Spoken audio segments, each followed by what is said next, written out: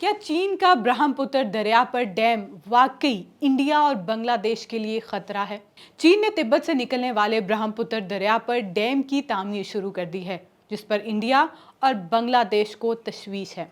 इस डैम पर 170 अरब डॉलर लागत आएगी और इससे 2030 की दिहाई में बिजली पैदा होने का इम्कान है। ये दरिया तिब्बत से निकलकर इंडिया की रियासत अरुणाचल प्रदेश, असम और फिर बांग्लादेश से गुजरता है।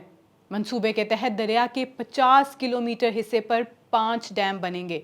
ये मंसूबा सालाना 300 अरब किलोवाट फी घंटा बिजली पैदा करने की सलाहियत रखता है। इंडिया और बांग्लादेश को खदशा है कि चीन की जानिब से मालूमात की कमी उनके वाटर सिक्योरिटी के लिए खतरा बन सकती है।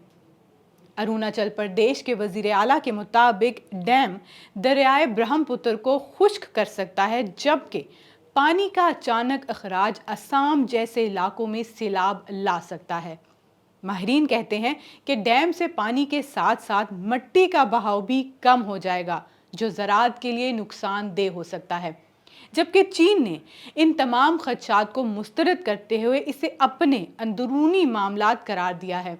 उसका कहना है कि यह रन ऑफ द रिवर मंसूबा है, यानी पानी कुदरती बहाव के मुताबिक ही आगे बढ़ता है।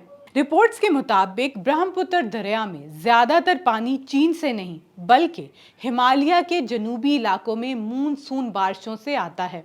खित्ते में पानी का तनाज़ा नया नहीं है। हाल ही में पाकिस्तान इंडिया कशीदगी के दौरान इंडिया ने पानी को हथियार के तौर पर इस्तेमाल करते हुए सिंध तास मुआहदे से दस्तबरदारी का ऐलान किया था।